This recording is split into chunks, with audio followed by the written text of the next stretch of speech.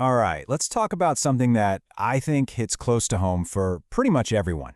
That feeling of being constantly exhausted. But what if I told you the answer isn't just more rest, but the right kind of rest?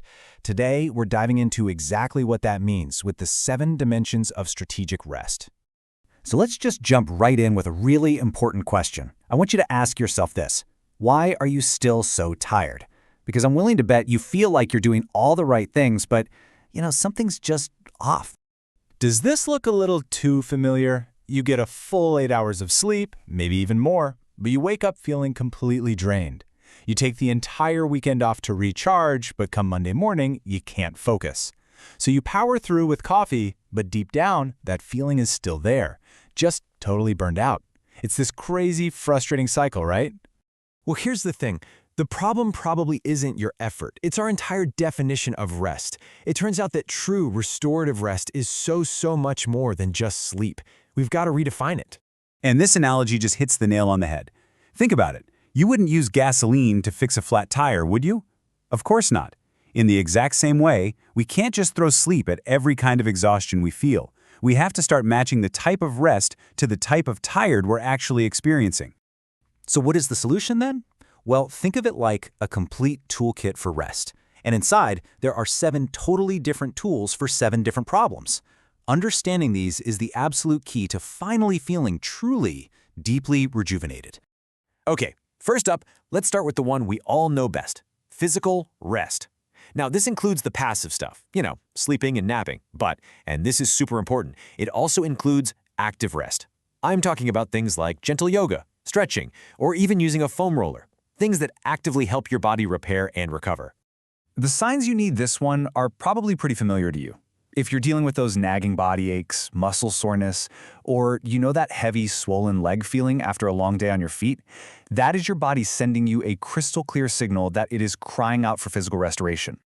All right, moving on to dimension number 2, mental rest. This one is for anyone out there whose brain just feels like it's always on.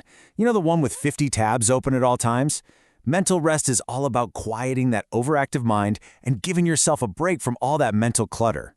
So how do you know if you've got a mental rest deficit? Well, are you dealing with brain fog, constantly forgetting where you put your keys or why you walked into a room? And what about when your head hits the pillow? Do your thoughts just start racing a mile a minute? Yep, that's your brain begging for a break. Next up, we have sensory rest. In the world we live in, think about it. Bright screens, constant phone notifications, open plan offices, traffic. Our senses are just on high alert 24/7. This is all about giving your eyes, your ears, and your mind a much-needed break from all that input. Ever find yourself getting super irritable just from the background noise of the TV? Or getting those tension headaches from staring at your computer screen all day? Or maybe you walk into a busy supermarket and just feel instantly overwhelmed. That's not you being difficult. That's sensory overload. Okay, now this one is really interesting. Creative rest. And listen, this is not about forcing yourself to paint a masterpiece or write a novel. It's actually the opposite. It's about refueling your own creative well by just taking time to appreciate beauty. It could be going to an art museum, walking in nature, or even just listening to a piece of music you love. A creative rest deficit? It almost always shows up as that classic stuck in a rut feeling. You feel uninspired, bored, you sit down to brainstorm ideas for work, and nothing. It's like the well has just run dry. Number 5 is a big one, emotional rest.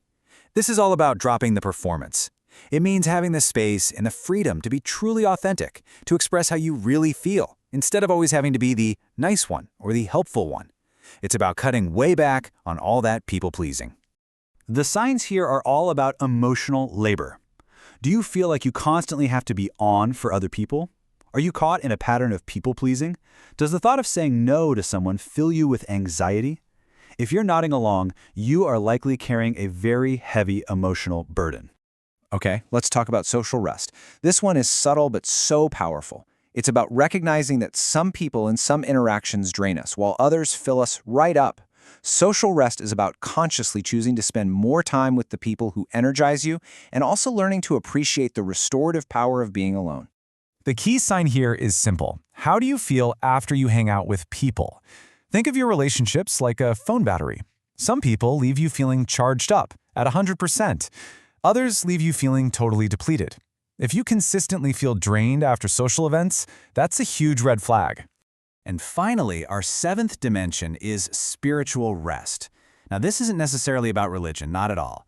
It's about connecting with a deep sense of purpose and belonging, connecting to something bigger than yourself. You can find this in community work, in meditation, or just by making sure the work you do every day really matters to you. A spiritual rest deficit, well, it often just feels like you're aimless.